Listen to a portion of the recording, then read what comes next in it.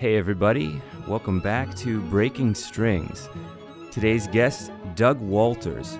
He is the sound designer for the award-winning video game audio company Hexany Audio. He's a Billboard Top 10 songwriter, executive producer, and owner of Make More Records. Doug, thanks for joining me on this little adventure and passion project that I've got. I'm really grateful. Yeah, thanks for having me, man. I appreciate it. And you nailed the intro. That's like, I don't know where you got all that info from. I guess the internet. Yeah, I just did a deep search of you, and that's what came up. So apparently, I think there's a famous cricket player or something named Doug Walters. So you have to look into that. They have to distinguish you from him. Yeah, I recently went on a weird self-indulgent stint where I was asking ChatGPT if the various bands I've been in are good bands. And it will not really express an opinion about that, but it did frequently get the roster of the bands wrong. So you're beating the AI. I've done the same thing. I was actually curious to see what it would dig up around my biography, and it was really wild. Like, it was completely wrong, actually. So first of all, let's see. So let's go back all the way to Red Wire, Black Wire. I love that. Fantastic melodic rock band with synth. It's just absolutely beautiful music. I actually still have listened to the songs here in Germany probably as recently as this year. I really loved what you put out there. I thought that was really fantastic. I'm a huge fan. Yeah, I'm a huge fan of like everything you've done also where you're the lead vocal man. I mean, Champagne Fever, saw you guys at U Street Music Hall. That was an awesome show. I had a really fun time seeing that. That was really great. I can't believe that was 8 years ago when that music was first put out. Can you believe that? Long time. I want to start with the basics. Like, what prompted you to get into video game sound design? Because I grew up also playing games. I'm a huge fan of games, and I just never thought about how it would integrate also with sound and music and my love for recording sound. I didn't know you were a gamer. Also, thanks for those kind words, man. I really appreciate it. You're the man as far as a lead man. I mean, just a really, really strong voice, strong with melody. It comes across even when you produce. So it's like it's really. We're gonna get into it. It's gonna be really fun. It's weird to hear that because I'm in a place now where I don't even really think of myself as a musician presently, which we can get into that. But so the sound design thing. So I moved to LA somewhere around 7 or 8 years ago. I had been playing in a band and taking it pretty seriously, the Red Wire, Black Wire band, and a song that I had written and produced and released ended up in an MTV commercial. And I guess like DJ Khaled or producers who work closely with him, he's like a pretty big rap producer guy. DJ Khaled. Yes, is absolutely. Like hook thing. Yeah. He took one of the songs that I had made for my like synth indie rock band, made it into a DJ Khaled song, and released it. And so I then transitioned kind of from being in this band to being like, okay, I'm going to be a producer now, and moved to LA through a lot of various twists and turns, ended up opening a music studio in LA and running a record label. Worked on music here for 6 or 7 years. It was going really well, and then it kind of stopped going as well, and then I started to burn out. Meanwhile, I was playing a lot of video games, playing a lot of tabletop games, and similar to you, hadn't really thought about the idea that there was this whole audio side of it, which seems strange to say I hadn't thought about it, but it hadn't really occurred to me.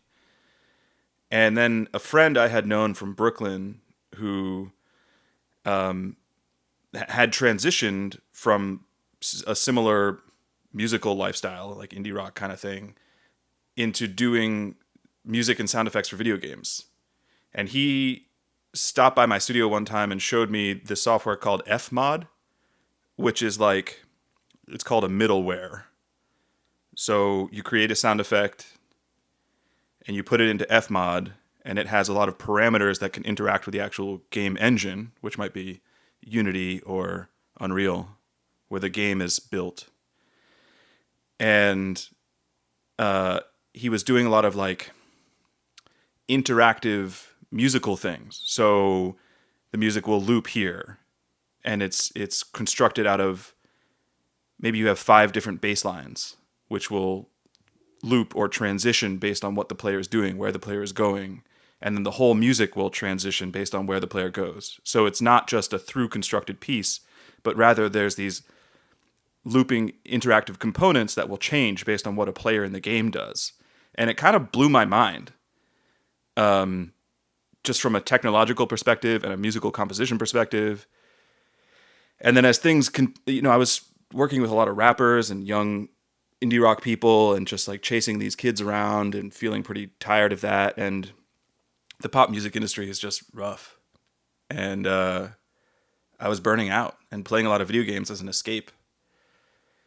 And at a certain point had like a series of kind of bad turns, and decided I was going to try to get into game sound, and called my friend, and he talked me through it and told me, this will take a while to learn skills and stuff, and it did. It I think from the initial like call with him to actually getting a job was somewhere in the realm of like 12 to 18 months or something like that.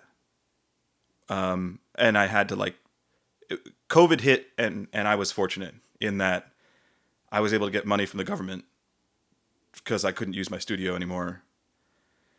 Where my bread and butter was like recording vocals a lot of the time. So I was just getting money and did classes and built my reel and worked on that and made the transition. Got hired, have a full-time job. And so now I just, I don't do music for video games, although the company I work for does have composers, but I just make sound effects. So a gun sound or a footstep sound or the atmosphere of a room. Yeah, I thought I saw a tutorial on how to, it was like, it might have been from Hexany Audio. It was like how to unroll duct tape to make sure that it sounds authentic in your video game. Oh, funny. So can you walk me through the creative process for designing sound effects for a new video game? How are you working with the development team? And how is the audio going to complement like the game design and the overall experience for the person who's actually playing the game? Yeah, that's a great question. So my particular job is I work at an audio outsourcing company. Most people who work on games actually work for the development company and are a little bit more embedded in the actual development process. We do that sometimes. Sometimes we get hired by a development company and become the sort of audio department for them. And maybe that's kind of more the interesting angle to answer the question. And so the way that might work is we worked on a game called Rumbleverse, and we were basically the audio company for the audio department for that game. It's like a melee combat game based on like pro wrestling characters. So you're kind of in a little city and everyone's running around. I think there's 50 real people playing as pro wrestling characters, punching each other as the amount of space you have closes, like Fortnite sort of. And we would get a video capture of one of the abilities in the game. Say it's like a pile driver, right? You hold someone upside down and slam them into the ground. That's like an old pro wrestling move. Yeah. But it's animated and gamified, so you jump up in the air and spin around. It's pretty cartoony. But you would get a video capture of that move. And then I would take that into the digital audio workstation, the DAW that I use, which is Reaper. And using a combination of library sounds, so we have an extensive library. I can search almost anything and find a sound to match it, both realistic and unrealistic, like a magical concept, sci-fi thing, or something like metal on wood, very specific or very abstract. And so using my library, and then additionally, I might record some things myself. I might use my mouth some of the time, like, take that and process it. I might also synthesize something using software synthesizers like Serum is a common one. And then there's usually composite parts of almost anything. So there's the part in this move where you grab the opponent and then you jump up into the air and then you whoosh down from the air and then you slam into the ground. And so you design the sound where they whoosh forward and grab them. And then you'll design the sound where they go up into the air, and then the sound for when they come down, and the sound when they hit the ground. And each of those will have a number of variations, such that if you hear it back to back, it doesn't sound like it's the exact same thing you just heard. So maybe, depending on what it is, if it's footsteps, there'll be more. If it's something that happens less frequently, there will be fewer variations. And the reason for designing them in the composite, or in the separated components, is because the move can be interrupted. So you want to be able to just have only the first part play and play out in full so it doesn't get muted or you have to cut it off, so that part will play naturally, but someone maybe interrupts that move and so you won't complete it. And then I take that audio. In our case, we have a team of people who work, they're called technical sound designers. And so they are the people putting it into the game engine or putting it into the middleware, which then interacts with the game engine. There's multiple ways to kind of put the audio in the game itself. And they then kind of, that's a mixing process where you put it into the game. It either triggers by animation or it triggers by some other element. And then there's various sort of interactive components that will happen about how and when the audio is triggered. You know, maybe it's far away from where my player is standing, and so I need to figure out how it's going to sound when it's over there. How much reverb, how much filtering of the audio.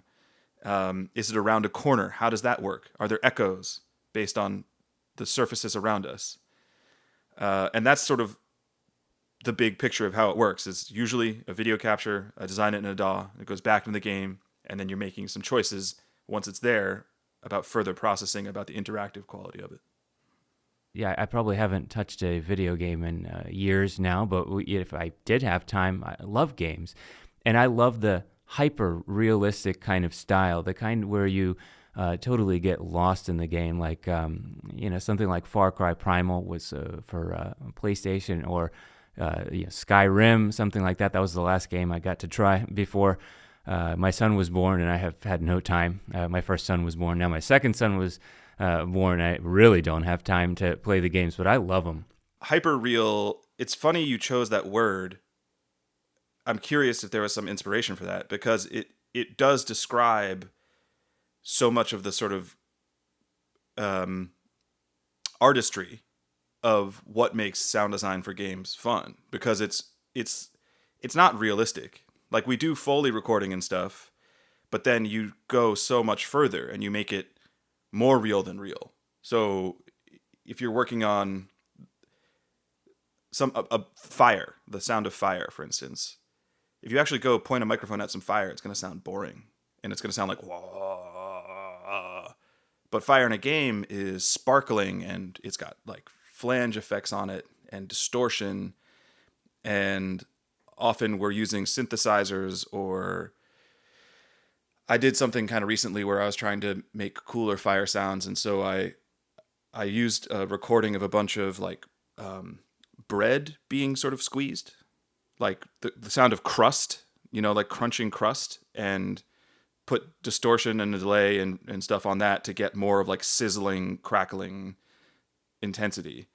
So like the hyper-real aspect is, I think, a huge part of what makes it is creatively satisfying, is that like you can go bigger and you can push the limits, and there's all these alternate ways to try to create the sound you want to get at that are either involve synthesis or something like, another classic is like squeezing a pine cone to get the sound of ice. Yeah, that's really interesting. It's come such a long way from the earliest games that I got to play. Actually, when I moved to America, I mean, something like Sega Genesis or something like that. I mean, the dynamics of sounds, that was a non-issue. That was not something I think that could have been incorporated due to the data limitations of the earlier games. And I find that to be just really, really interesting, how important it is for creating this real environment in the game.